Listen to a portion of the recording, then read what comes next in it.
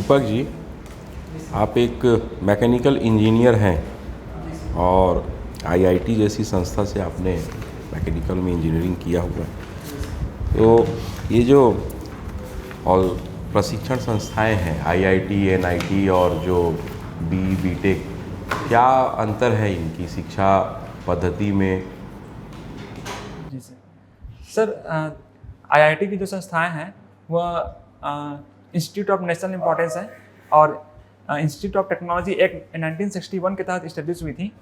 और एनआईटी जो है जी सर आईआईटी एक तरह से इंटरनेशनल लेवल की संस्था है और यहाँ पे मोस्टली जो बच्चे हैं जो जेई एडवांस के एग्ज़ाम क्लियर करके आते हैं और वेल क्वालिफाइड और इंटेलेक्चुअल होते हैं। और एनआईटी के एग्ज़ाम्स जेई वेल क्वालिफाइड और जेई एडवांस क्वालिफाई करके आते हैं। नहीं, यहाँ के स्टूडेंट्स वेल क्वालिफाइड और क्या कहा? इंटेलेक्चुअल होते हैं। इंटेलेक्चुअल होते हैं। तो आप जो है इंटरनेशनल लेवल की संस्था से पढ़े हुए हैं, काफ़ी अच्छा आपका स्कोर है और आप जो है स्टेट लेवल सर्विस पे एसीएफ पे ट्राई कर रहे हैं। तो ये तो हमको बिल्कुल भी जस्टिफाई नहीं लगता। सर इसका एक कुछ रीजंस हैं जो मैं देना चाहता हूँ। मैं 2017 जब मैं अपने फाइनल ईयर्स के दौरान मुझे ये रियलाइज़ हुआ कि कॉर्पोरेट सेक्टर या फिर मल्टीनेशनल सेक्टर से तुलना में अपने ही स्टेट में और अपने ही जो ग्रास रूट लेवल पे लोगों के साथ काम करने में मुझे ज़्यादा सेटिस्फेक्शन फील होता है। और मैंने इसके लिए सिविल सर्विसेज का स्टार्ट किया प्रिपरेशन। और इसके दौरान जब मुझे रियलाइज़ हुआ कि मेरा फील्ड जो इंटरेस्ट है नेचुरल।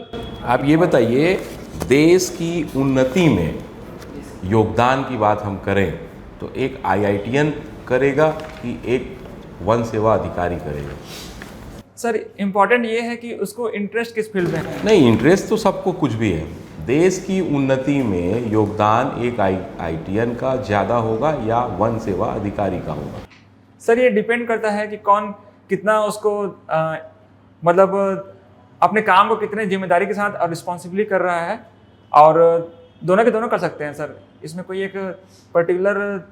अभी मोदी जी मेक इंडिया मुहिम चला रहे हैं, उसमें तो उन्होंने सीधा सीधा कौशल और तकनीकी वालों को उन्होंने आधार बनाया है भारत के विकास के लिए।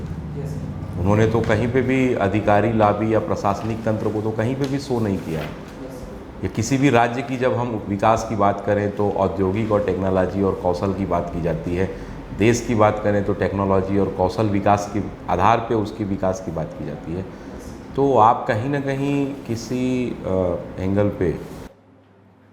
हाँ सर, इसके लिए मैं ये आर्गूमेंट देना चाहूँगा कि जो फॉरेस्ट एरियाज़ में भी मैकेनिकल एक बहुत बड़ा रोल प्ले कर सकता है एम्प्लॉयमेंट जनरेशन करने के लिए। बताइए क्या रोल प्ले करेंगे आपके मैकेनिकल?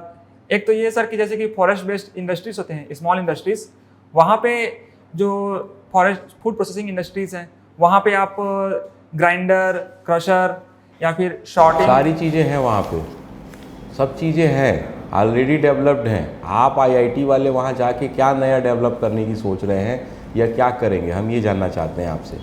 यस सर, जैसे कि फॉरेस्ट मैकेनाइजेशन होता है, इसमें बहुत सारी ऐसी चीज़ें होती हैं, हार्वेस्टर और फॉरवर्डर, इनको अभी ग्रास रूट लेवल पे या फिर उस लेवल पे अभी यूटिलाइज नहीं किया जा रहा है। अब since as a mechanical engineer मैं इन चीज़ों को ज़्यादा बारीकी से समझ सकता हूँ और लोगों को ये प्रोत्साहित कर सकता हूँ कि मैं इन चीज़ों को। प्लानिंग, आप अगर एसीएफ हैं तो आप प्लानिंग कमेटी पे रहेंगे। प्लानिंग करना किसका काम है? स्टेट गवर्नमेंट पे प्लानिंग का काम किसके हाथ पे है? किसी भी चीज़ को प्लान करना है ग्रास रूट लेवल तक के, तो क्या वो आपके आधिकारिक क्षेत्र में रहेगा प्लान करना? सर एटलीस्ट रिकमेंडेशंस तो आप डाल सकते हैं ना। रिकमेंडेशंस। और कभी भी एक कमेटी बनती है या फिर अपने जो आप आइडियाज़ हैं वो ऊपर लेवल तक आपका प्रोजेक्ट वर्क क्या था मैकेनिकल इंजीनियरिंग में? सर मेरा जो प्रोजेक्ट वर्क था वह ये था कि जो मिनिएचर साइज़ का हमें एक मिमिकिंग अ बर्ड, मतलब एक वेरी स्मॉल साइज़ का बर्ड मिमिकिंग एक वो बनाना था कि जो फ्लाई कर सके।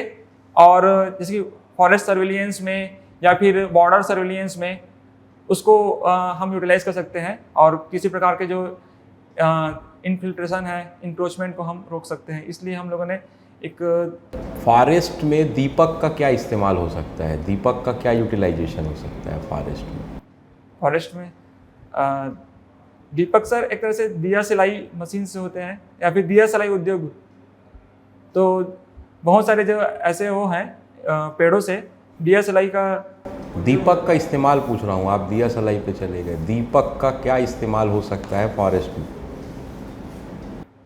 सर एक तो ये कि तो आग लगाओगे, आग से बचाना है सर हमें तो दीपक कैसे बचाएगा आग से? क्या इस्तेमाल करोगे आप दीपक का फॉरेस्ट में, बताइए। तो बारे में सोचा नहीं है सर मैंने अभी, सोचा नहीं है। बोलिए, सोचिए, अभी सोचिए, आपको 2 मिनट का समय दिया जाता है। आप दीपक का क्या इस्तेमाल करोगे फॉरेस्ट में? सर जैसे कि नाइट पेट्रोलिंग होती है, तो एक तरह से एक लाइट सोर्स की तरह काम कर सकते हैं हम, ताकि बहुत ही बिना इंटरफेरेंस किए हम किसी प्रकार का जो इंक्रोचमेंट हो रहा है या फिर कोई इलीगल पोचिंग हो सकती है, तो वो हम एक तरह से यूज़ कर सकते हैं लाइट के सोर्स की तरह।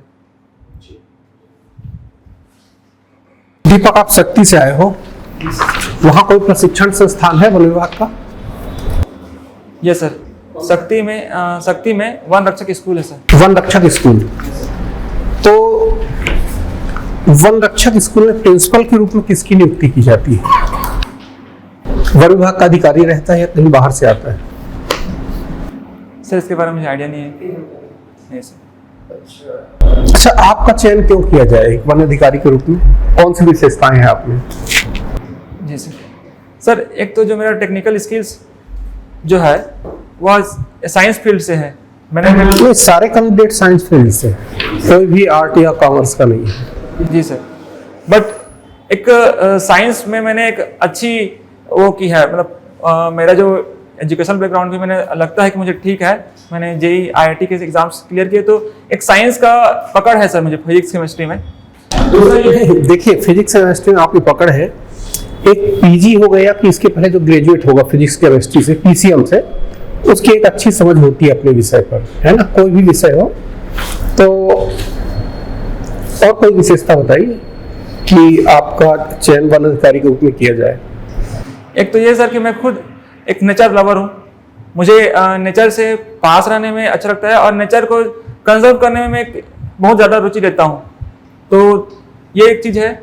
दूसरा ये चीज़ कि मुझे एक एम्पैथी रखती है, मतलब अपने आप को मैं एक एम्पैथेटिक समझता हूँ, और अगर कोई वाइल्ड लाइफ है उसको कंजर्व करने में या फिर ट्राइबल पॉपुलेशन उनकी जो प्रॉब्लम्स को समझने में ये मैं एक रोल प्ले कर सकता हूँ। अभी वर्तमान में वन से संबंधित कौन कौन सी 3 महत्वपूर्ण समस्याएं हैं, वो बताइए। जी सर, एक तो महत्वपूर्ण समस्या ये है कि कई बार डेवलपमेंट के पॉइंट ऑफ व्यू से और इलीगल माइनिंग या फिर माइनिंग पर्सपेक्टिव से वनों को काटा जाता है, और दूसरा ये समस्या कि फॉरेस्ट फायर्स हमारे देश में भी बहुत बड़ी समस्या है। अच्छा, फॉरेस्ट फायर्स की मतलब इसके कारण क्या हो सकते हैं? सर इसके दोनों कारण हो सकते हैं, नेचुरल और आर्टिफिशियल दोनों हो सकते हैं। नेचुरल के तहत जैसे कि क्लाइमेट चेंज हो रहा है, इसकी वजह से ड्रॉट जैसे है बहुत ज़्यादा सूखापन आ रहा है, और जैसे कि अग्निकाल एक समय होता है ये जो फरवरी से जून तक का। और आर्टिफिशियल में जैसे कि कई बार वो जो वो हैं लघु वनोपज के लिए जाते हैं, वह महुआ जैसे बिनने के लिए आग लगा देते हैं, और कई बार सिगरेट, लाइटर इत्यादि की वजह से भी आग लग सकते हैं, और ये सब कारण है सर। अच्छा, हमारे देश में वन संसाधन तो काफी है ना? तो हमारे कॉन्स्टिट्यूशन में क्या प्रावधान किए गए हैं वन के संरक्षण से? सर आर्टिकल 48A के तहत डायरेक्टिव प्रिंसिपल है कि भाग बताइए, किस भाग के अंतर्गत आता है? संविधान का कौन सा? सर पार्ट 4 के अंदर आता है। पार्ट 4। सर इसके तहत कि राज्यों को इन्वायरमेंट और नेचुरल जो हेरिटेज है, reverse, one, forest, wild life को कंजर्व करने के लिए आवश्यक कदम उठाने चाहिए। और पार्ट 4A के तहत फंडामेंटल ड्यूटीज भी है हमारी कि हम जो अपने नेचुरल हेरिटेज हैं, फॉरेस्ट, वाइल्ड लाइफ को हम कंजर्व करें और उन्हें प्रमोट करें। यस। जैसा कि आपने कहा कि फिजिक्स में है जानकारी आपको, और साथ में आपकी जो अभिरुचि है वो गिटार बजाना है, तो उससे जो साउंड निकलता है गिटार से, वो किस तरह के वेव से है जो साउंड होता है? Yes sir. सर जो वेव्स हैं वो एक लॉन्गिट्यूडनल वेव्स हैं सर, साउंड की वेव्स। वेव्स या तरंगे कितने प्रकार की होती हैं? Sir longitudinal waves, transverse waves. जैसे एक होता है इलेक्ट्रोमैग्नेटिक वेव, और एक होता है मैकेनिकल वेव। तो इन दोनों कैटेगरी में साउंड किसके अंतर्गत आता है? सर मैकेनिकल वेव्स में आता है। मैकेनिकल वेव्स की क्या कैरेक्टरिस्टिक्स हो सकती हैं, क्या क्या विशेषताएं हैं? सर मैकेनिकल वेव्स किसी के मतलब आघात लगने से होता है, और जैसे कि अगर स्ट्रिंग है तो उसकी जो स्पीड है वह टेंशन और जो वो है मास पर यूनिट लेंथ का जो है उस पर डिपेंड करती है। जैसे कि स्पीड इज √2/μ √T/μ। लाइट किस तरह का वेव है? सर लाइट इलेक्ट्रोमैग्नेटिक वेव है। क्या उसकी विशेषताएं हैं? सर ये वैक्यूम में मतलब ये एक तरह से इसकी जो स्पीड होती है वैक्यूम में 3 लाख किलोमीटर पर सेकेंड होती है, और ये एक किसी भी ऑब्जेक्ट के रेडिएशन से निकलती हैं। अगर ये किसी भी सॉलिड में क्या इसका ट्रांसमिशन संभव है लाइट का? यस सर संभव। जैसे कि किसमें, कौन से सॉलिड ऐसा होगा? सर ये किसी भी सॉलिड में पॉसिबल है। ठीक है, जैसे कि आप IIT गुवाहाटी से पास आउट हैं, तो उधर पूर्वोत्तर क्षेत्र में जाहिर सी बात है आप रहे हैं, तो वहाँ के वनों में और मध्य भारत के वनों में क्या डिफरेंस है, क्या अलग है वहाँ के वन?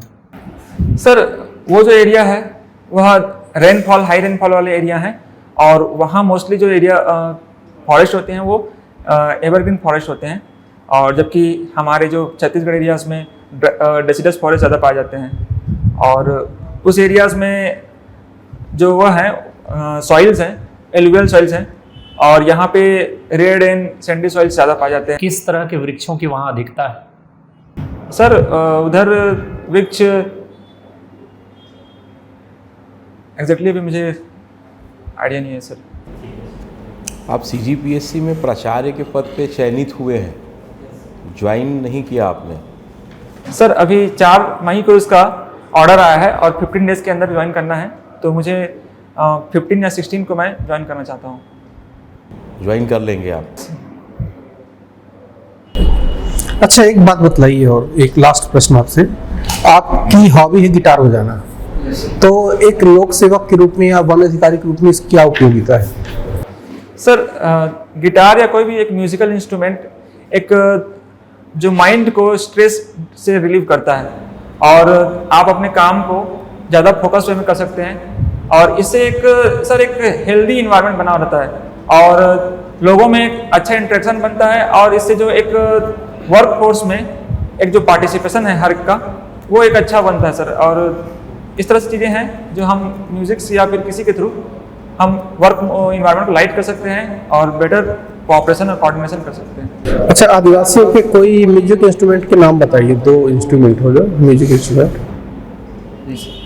सर एक तो होता है कि गढ़वा बाजा जिसको पीठ पे बजाया जाता है, और एक होता है सर गढ़वा बाजा तो ग्रुप ऑफ इंस्ट्रूमेंट हो गया यार। गढ़वा बाजा एक साथ बहुत सारे इंस्ट्रूमेंट को बोला जाता है, पर्टिकुलर किसी एक इंस्ट्रूमेंट को बोला जाता है क्या गढ़वा बाजा? और जो आप बोल रहे हो उसको गुदुम बोला जाता है। जी जी, उसी के बारे में बोल रहा हूँ। और सर इसके साथ साथ आपके ये मोहरारी और इत्यादि हैं सर। चलिए।